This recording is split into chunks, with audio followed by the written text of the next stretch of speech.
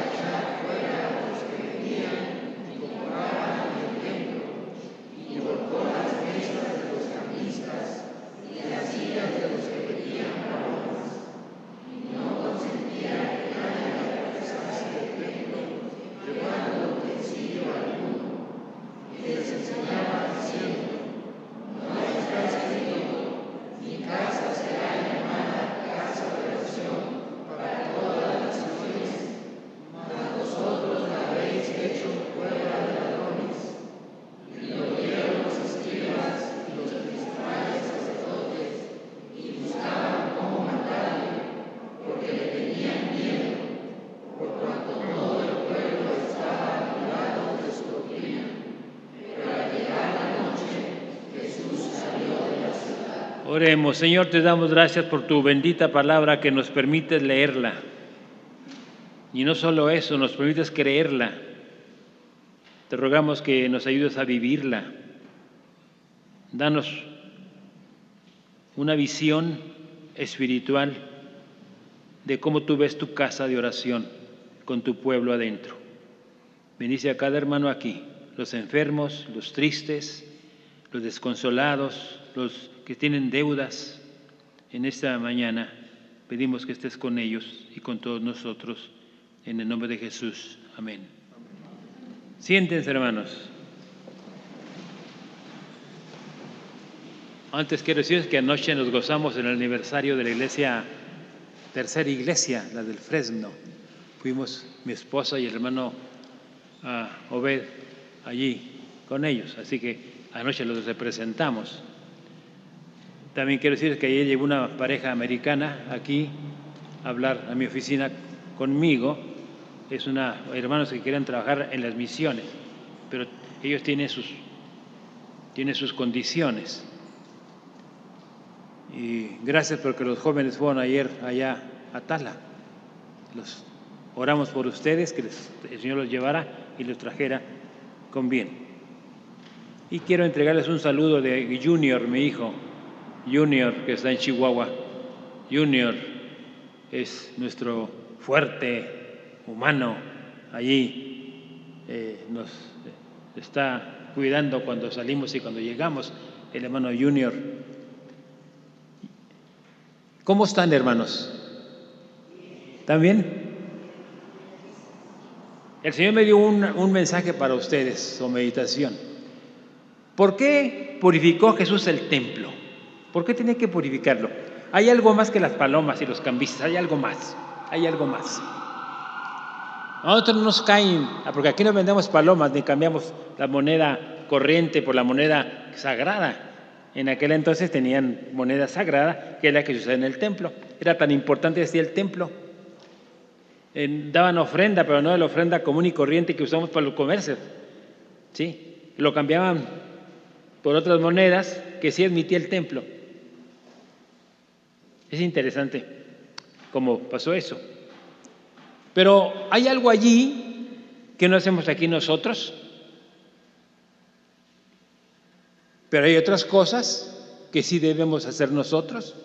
Hermanos, todo el mundo cristiano, incluyendo los niños, saben que este edificio es la casa de Dios. Alguien dirá, bueno, es un edificio cualquiera. No, sí, un edificio cualquiera hecho con un arquitecto, sí, pero es un edificio sagrado. Y todo lo que hay adentro es sagrado. Nadie puede sacar nada de aquí. En absoluto, nadie puede sacar nada de aquí. Cuando prestamos cosas se pierden casi siempre. Y son cosas del Señor, son cosas de Dios. Así como el tesoro es sagrado. El tesoro no se compara al de los bancos aquí. Este dinero es dinero sagrado. Así que los niños saben también que la casa de Dios, así lo llamó nuestro Señor Jesucristo. Mi casa, casa de oración, será llamada para todas las naciones. Mi casa, casa de oración, será llamada para todas las naciones. Todo el mundo debe saber que es el templo de Dios, que es la casa de Dios. En Marcos 11:17 dice, y se enseñaba diciendo, no está escrito, mi casa será llamada casa de oración para todas las naciones. Y voy a rogar que no cierren su Biblia de este pasaje porque es un mensaje expositivo. Les está diciendo a los fariseos, esto que les interesaba, era el templo, pero lo habían hecho un lugar político. Fíjense, un lugar político. Allí entraba el Sanedrín, que también se llama el Sinedrio, igual que Sanedrín. Allí estaban ellos. Allí iban con el deseo de orar a Dios, pero muchas veces no lo conseguían. Había otra cosa ahí que les quitaba la atención de aquel propósito sagrado de la casa de Dios. Hermanos, el templo cumple un ministerio. No nosotros. Las cosas inanimadas que Dios usa cumplen ministerios. El diezmo que usamos es un ministro que está apoyando la iglesia. Así que los ministros no solamente somos las personas, somos las cosas también. Aquella burrita que llevaba a Balaam y que habló fue un ministro. Esa burrita fue un ministro que cumplió un mensaje. ¿Por qué me golpeas? Van 3 veces que me golpeas, dice la burrita.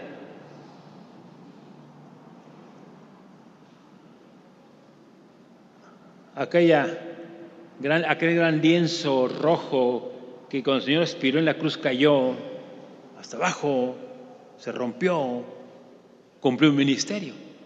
Ven qué interesante. Aquella palomita que bajó cuando el Espíritu Santo baja al Señor que está siendo bautizado en el río Jordán, cumple un ministerio. Estas revistas cumplen un ministerio. Esta Biblia cumple un ministerio. No debo estorbarla.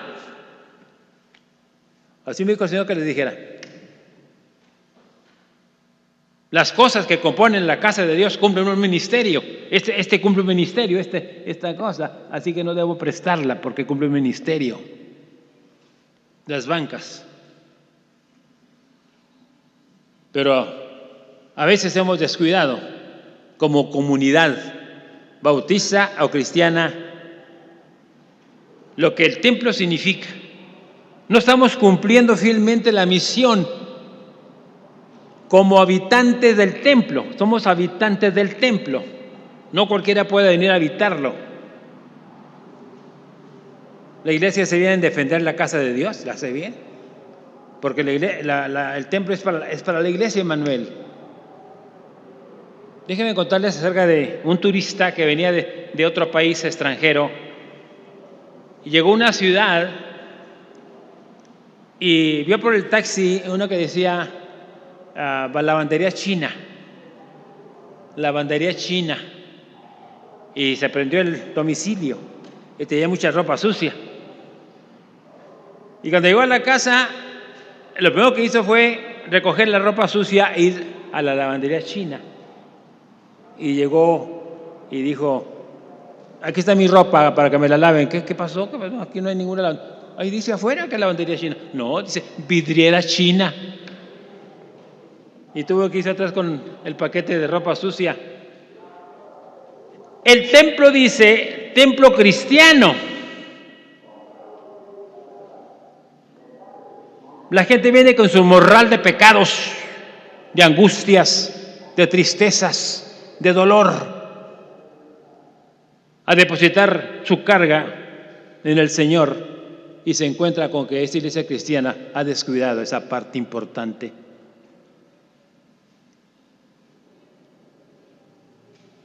Mucha gente, en mis 50 años de ministerio de pastor, ha habido gente que llega y se sienta allí con la carga de sus pecados.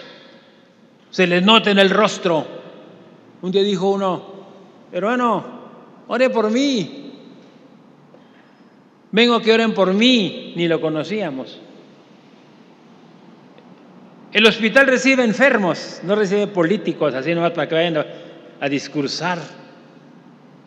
El comercio recibe clientes que vienen a comprar. Vaya el diezmo al comercio. No es iglesia. Y así el templo tiene su ministerio, donde van hermanos cargados de angustias, de tristezas, de enfermedades, de pecados. Y va al templo a cargar con ellos. Y dice un hermano: ¿por qué no abre el templo todo el día? Bueno, ya no sé igual que antes, le dije yo. Es que a veces quiero venir a las 11 de la mañana del martes o del miércoles y está cerrado. Mire, yo estoy acá, tócale por acá. Pero yo quería ir al templo.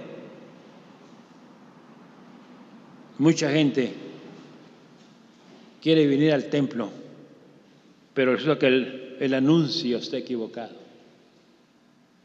No es templo cristiano. Es templo de discusiones y de peleas, de venganzas, de traiciones, de habladurías, de chismes. Y entra aquella gente y no siente la presencia de Dios, no la siente. Se siente un rato y ve que están discutiendo, que están peleando, que se hacen señas con los ojos y se salen. Digo: me equivoqué. Tenemos anuncios equivocados. Cuando no se cumple esa misión, cuando no se cumple esa misión. Templo Bautista, conocemos las doctrinas bautistas. Somos herederos de los grandes misioneros, de los grandes adalides que llevaron la palabra de Dios. Y esta iglesia tenemos atrás de nosotros grandes hombres. Ha escrito una historia el hermano Josué, que ustedes la leyeron, la siguen leyendo. Aquellos predecesores que vinieron dando su vida, su dinero, su tiempo. ¿Qué somos nosotros entonces? ¿Venir a sentarnos y no cumplir con nada? No cumplir con nada, ni con el diezmo siquiera, ni con el domingo, que es el día del Señor. Estamos haciendo mal al templo, que quede mal con su ministerio de albergar gente de Dios que viene a alabar a Dios, que viene a orar a Dios. Estamos quedando mal con el templo. No estamos cumpliendo, bueno, el oficio del templo con su ministerio. Alejandro Magno, el general griego, tenía entre su ejército a otro llamado Alejandro. Y le dijo: o te pareces a mí o te quitas el nombre. Fue el general que cautivó a gran parte de aquel oriente. Quizá si tuviera boca el templo, diría: o vienes a cumplir aquí en el templo o no te me pares aquí. Si tuviera, que Dios dijera: ¿qué habla el templo? ¿Qué habla el templo? Se me vas tú y te vas de aquí. Ustedes no vienen a orar a Dios, vienen a discutir. Con que no me baje a mí, o predicas la Biblia o te vas. Y hay dos cosas importantes. ¿Qué es lo que tiene el templo? ¿Por qué purificó Jesucristo el templo de Jerusalén? Porque el templo representaba la voluntad del hombre y no la voluntad de Dios. Aquí respetamos la voluntad de Dios. Y esto se lleva con el ministerio del templo.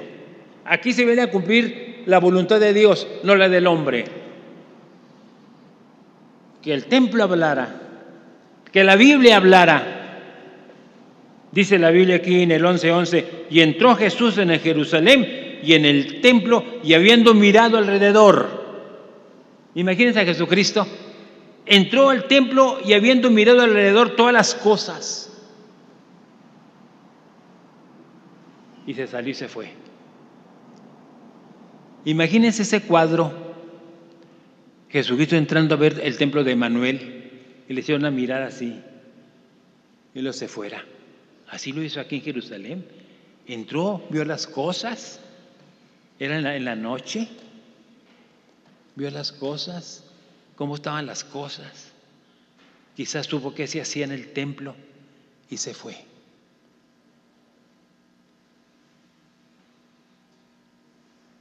Aquel templo de Jerusalén, de los saduceos, de los fariseos, de los esenios, de los celotes, representaba codicia. Fíjense, codicia. El templo representaba codicia, robo, comercio, no adoración, no adoración. Y esto lo vio el Señor, lo absorbió luego, le entró a su subconsciente. Y yo creo que se fue hasta tropezando cuando salió del templo ese. Aquel templo representaba divisionismo, odio, soberbia, orgullo, no el amor de Dios. Y Israel, el Señor, todo eso lo absorbió en la mente. Entonces, ¿qué pasó aquí? Aquel templo representaba carnalismo, no cristianismo. Por eso aquí dice en el 17, y les enseñaba diciendo: no está escrito en Isaías, mi casa será llamada casa de oración para todas las naciones, mas vosotros la habéis convertido. Cuando el Señor dijo eso, firmó su sentencia de muerte. Los fariseos que estaban allí procuraron matarlo, porque para ellos el templo era sagradísimo, sacratísimo, era divino. Y llegar un hombre y decir eso, pues nos insulta a todos. No como aquel que se cuente de aquel templo que estaban tan unidas las personas, tan cerquita, aquel grupo tan compacto, que llegó el Señor Jesucristo, tocó la puerta, salió una persona, una mujer, y dijo: dígame, quiero estar con ustedes, ya estamos completos. Y se quedó sentado allí en el escalón de la puerta. Y llegó otro y dijo: no lo van a dejar entrar. No han entrado a mí, que soy Jesucristo. Hermanos míos, ¿estará con nosotros el Señor Jesucristo? Es una gran tristeza. que prefiramos otras cosas materiales y carnales y dejemos de lado las influencias espirituales poderosas en oración. La primera cosa con la que debe servir el templo, o por la que debe servir el templo, es la oración. Es la oración, es la casa de Dios. Cristo dijo, no dijo otra cosa, casa de oración será llamada para todas las naciones. De ahí de la oración está muy seguido, está unida en la adoración. De la adoración ad oración. Está unida a la adoración, donde va la música, donde va la alabanza. Está pegadito. Y enseguida sigue la proclamación. Y enseguida sigue la educación. Es importante la educación, pero va después de la adoración, y va después de la oración, y va después de la proclamación. ¿Ven? Así lo vemos, así debe ser. Primero, es la casa de oración. Hay que respetarla, es para elevarnos al cielo, comunicarnos con el Eterno, primero, pero pegadito la adoración con la música, y enseguida la proclamación, y enseguida la educación y todas las demás cosas. Así debe ser la escalera. Así debe ser la escalera. Cuando yo voy a un templo, yo digo, esta es casa de oración. Pero todo hace menos orar. Hablan mucho, menos orar.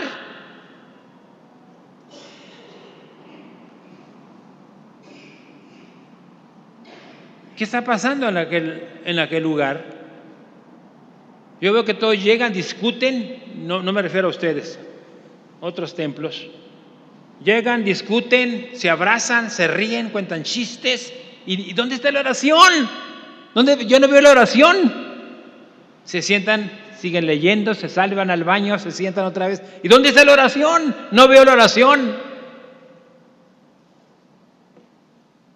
Y saben una cosa, dice el hermano Raymond B. Brown, dice, Dios turba la paz de la iglesia para enseñarles que su casa es de oración. Divide la iglesia, mete conflictos en la iglesia, que se den cuenta que la iglesia es el templo de Dios.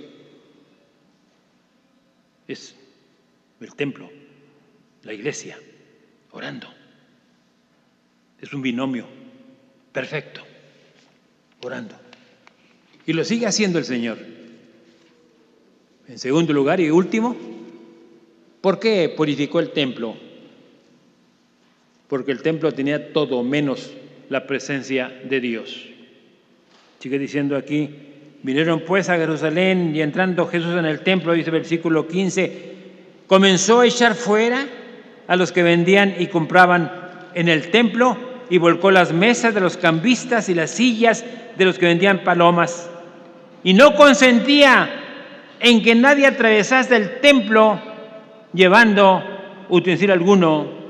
Y luego sigue la reprimenda. Había todo, menos la presencia de Dios. Y mire usted cómo el Apocalipsis en el capítulo 18 dice que al final del tiempo Dios va a turbar la paz. Tremendo en el mundo.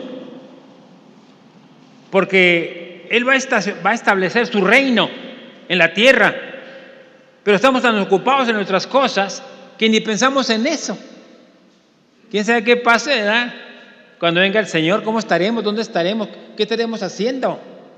Acá en el 18, del 16 al 19, dice en Apocalipsis, diciendo, ay de la gran ciudad que estaba vestida de lino fino, de púrpura y de escarlata, y estaba adornada de oro, de piedras preciosas y de perlas. Así están los templos, muchos templos, porque en una hora han sido consumidas tantas riquezas, y todo piloto, y todos los que viajan en aves, y marineros, y todos los que trabajan en el mar, se pararon de lejos, y viendo el humo de su incendio, dieron voces diciendo, ¿qué ciudad era semejante a esta gran ciudad? ¿Qué edificio de la ciudad era tan importante como el templo? En otras palabras, y echaron polvo sobre sus cabezas y dieron voces llorando y lamentando, diciendo: ay, ay de la gran ciudad, en la cual todos los que tenían naves en el mar se habían enriquecido de sus riquezas, pues en una hora ha sido desolada. Y dice: alégrate sobre ella, cielo, y vosotros santos, alégrate sobre ella, cielo. Trastornó el mundo. Alégrate sobre ella, cielos, y vosotros santos, apóstoles y profetas, porque Dios os ha hecho justicia en ella. Dios va a tener que hacer eso en los últimos tiempos. Va a tener que trastornar el mundo. Lo va a trastornar, porque ahí viene Él. Y Él quiere un lugar, como dice Juan el Bautista, que estaba limpiando el camino de Dios para la venida de Jesucristo, que las cosas altas se pusieran abajo y las de abajo se subieran arriba, y limpiando. Ese era el ministerio de Juan el Bautista. Pues ahí viene otra vez el Señor Jesucristo. Ahí viene otra vez. No va a mandar un Juan Bautista. Ya está la iglesia aquí. Es el Juan Bautista. La iglesia es el Juan Bautista. Aquel hombre que vino señalando el camino porque venía y luego dijo: aquí el Cordero de Dios que quita el pecado del mundo. Era su misión señalar a Jesucristo como el enviado de Dios, como el Mesías, como la esperanza, como el prometido a Israel y al mundo y a la iglesia. Ahora es la iglesia, el pregonero, el heraldo, que viene anunciando la venida de Cristo. No la estamos anunciando. Es lo que menos decimos en el mundo. Va a sacar el mundo, va a venir Jesucristo y va a poner todo en orden. Se ríen la gente. Ha de ser protestante. Sí, soy protestante, o como tú me quieras llamar. Pero tengo como mensaje decirte que debes enderezar tu vida, debes limpiar tu vida, porque viene Jesucristo. Y aquí tenemos en el Apocalipsis eso, todo lo que hizo, y luego establece su reino celestial. Y es lo que hace con algunas iglesias también. Como no tenemos la evidente y poderosa presencia de Dios, por todo nos afanamos. Todo queremos tener en el templo. No está mal eso. No está mal eso. Qué bueno que tuviéramos cosas de oro. Qué bueno. Pero lo primero es la adoración, la oración, la proclamación, la educación, las cosas que a Dios pertenecen. Dirigirnos a Dios. Miren lo que pasó aquí en Marcos 13. Marcos 13, versículos 1 y 2. Ya sabía cómo estaba el templo. Ya sabía con lo que hacían en el templo, la porquería del templo. Cuando una vez, saliendo Jesús del templo, le dijo uno de sus discípulos: Maestro, mira qué piedras y qué edificios, mira qué fachadas y qué letras. Y dice Jesucristo: ¿ves estos grandes edificios? No quedará piedra sobre piedra que no sea derribada. ¿Por qué dijo así? Por lo que estaba viendo allá. Este templo se va a desmoronar, se va a acabar, se va a caer. Aquí va a haber otra casa. Ojalá y no, ojalá y no. Si Cristo viniera, mira, ven Jesucristo, mira qué bonito, mira qué ventanales, qué letras, qué instrumentos, qué hombres. Te diré una cosa, estas cosas se van a acabar, una por una. Porque lo que le importa al Señor es la casa de Dios, que se use como casa de oración, donde venimos a creer, a adorar, a servir, a aprender, a obedecer, a testificar. Son nuestros ministerios del ministro templo. Es un ministro el templo. Hermanos, hay muchas iglesias, y lo he dicho a ustedes, que están en sus cultos, en sus programas, que si el Señor retirara su Espíritu Santo, seguirán igual. en sus programas, en sus cultos, en sus actividades, siguen igual. ¿No les parece? Qué terrible, qué feo, oiga. Ya no estoy con ustedes. El día que se vaya el Espíritu Santo de la tierra, porque se va a ir. El Espíritu Santo se va a ir. Y se va a ir también la iglesia verdadera, la iglesia buena, los hermanos fieles, convertidos, regenerados. Y entonces vendrá el fin. Yo pienso que la iglesia no va a estar en las copas de ira. En los sellos sí, en las trompetas sí, pero en las copas no. Lea las copas, verá lo que traen de ira de Dios. Ya no va a estar, ya no hay evangelio, ya nadie puede creer en Cristo, ya no se predica el evangelio, ya no hace falta la Biblia, ya no hace falta, ya nadie debe buscar al Señor, ya no se puede, ya es tarde. Va a ser tarde también, va a ser tarde, hermanos.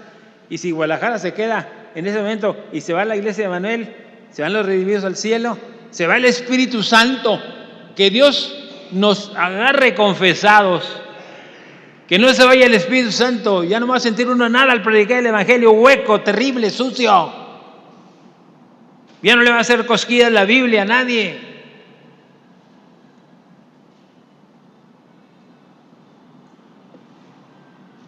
Los fariseos, que eran enemigos de los saduceos, los que estaban más en el Sanedrín eran los saduceos. Los fariseos eran más bien políticos, pero muy religiosos. Ellos tenían sus leyes, sus tradiciones, tenían el Midras, el Misna y el Talmud, con muchos artículos religiosos que habían oscurecido el Antiguo Testamento.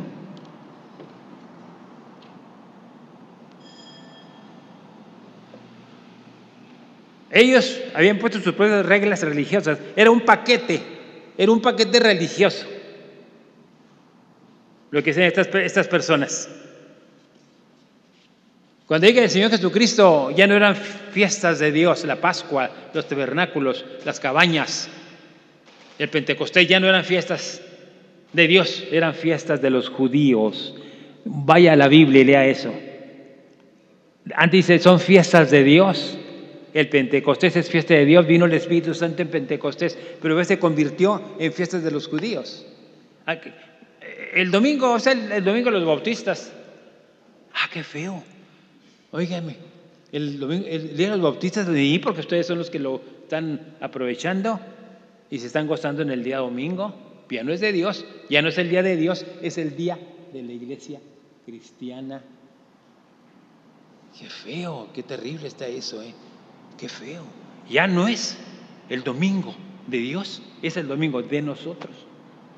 Y eso está pasando en muchas partes, ¿Y tu templo dónde está? Mi templo está allá. ¿Y tu día cuál es? Mi día es el domingo. Y viene un sabatista, mi día es el sábado. No, el mío es el domingo. Pues ninguno es mío. El domingo es de Dios.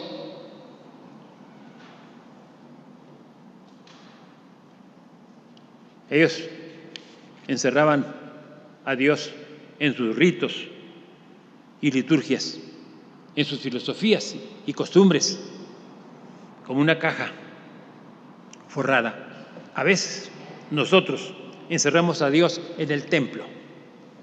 Vámonos. Cuando viene Cristian y lo abre, él es el primero que recibe la presencia de Dios. Buenos días, Señor. Buenos días, Cristian.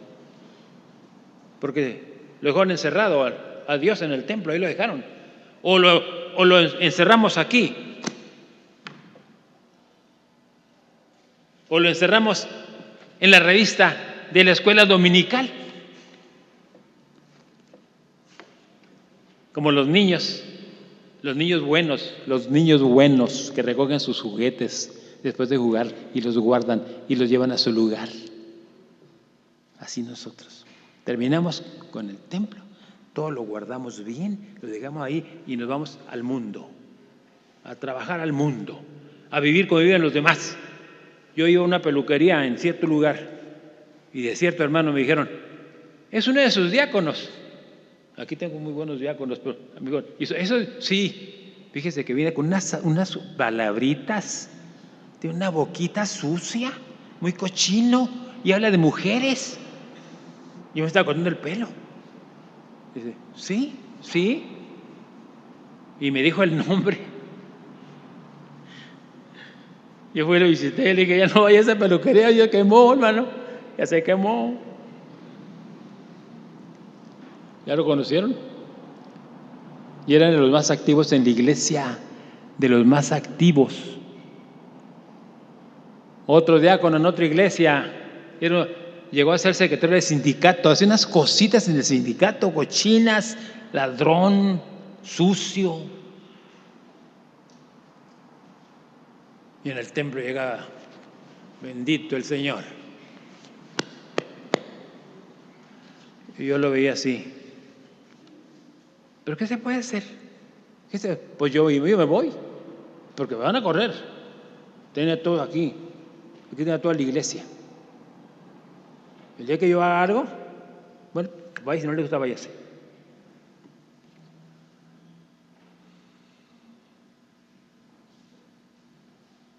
¿Qué hacemos con el templo? Nos recuerda nuestra vida espiritual del templo. ¿Cómo voy? ¿Cómo soy? ¿Qué tanto oro? ¿Qué tanto leo la Biblia? Pero Dios dice, ¿sabes qué, mijo?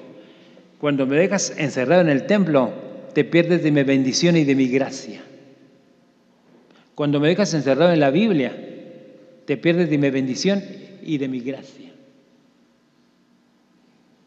Cuando me dejas encerrado en las revistas de la escuela dominical, te pierdes de mi bendición y de mi gracia. No se trata de hablar y hablar y hablar. Se trata de hablar en el nombre del Señor, en el nombre de Dios. Esa vez llegó el Señor Jesús y les dio una gran lección. Permítanme contarles esto. Mi esposo y yo levantamos una iglesia en Dumas, Texas. Le pusimos latinoamericana, porque tenía nacionalidades hispanas. Y está creciendo esa iglesia en Dumas, Texas. Me invitaron al aniversario. Pero luego pasamos a otro templo, Alpine, y en Alpine no querían crecer, no querían trabajar. Se me enojaban porque decía, ay, ¿qué pasó con los hijos? Yo no veo que los hijos. Iba yo a ver los hijos a donde estaban trabajando y completamente fríos. No les importaba nada. ¿Sabes quién soy? ¿Por qué? Soy el pastor de mi mamá. Y eran miembros. Yo era el pastor de su mamá, pero ni de su mamá tampoco. Entonces, terminamos, me invitó la primera de Chihuahua, en mi iglesia donde estuve casi 10 años. Hicimos 2 iglesias nuevas y nos fuimos. Y un día íbamos a ver a mi hijo, el mayor, que es pastor en Pittsburgh, ahora está pasando a Longview, Texas, y fuimos y vimos el templo cerrado, lo vimos. Entonces dijo, oye, aquí está el templo, déjame entrar. ¡Ey, ¿a dónde va? Voy a dar. Ya no es templo, Señor, ya no es templo, ya no. Ya es un lugar de baile y de rock and roll.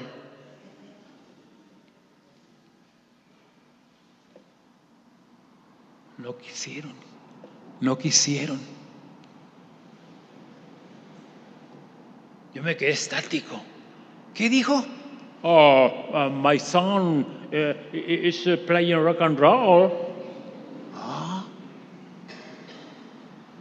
Mi señora, nos quedamos estáticos, terribles, estáticos. Yo agarré mi carro, nos inclinamos. Dios se los quitó, porque no querían hacer nada. Iban como querían, hacían lo que querían. Me oían por disciplina, porque hay gente que oye al sermón por disciplina. Yo sé que es por disciplina. Estoy predicando la palabra de Dios, pero no les importa, ni la entienden. Lo hacen por disciplina, están sentados por disciplina.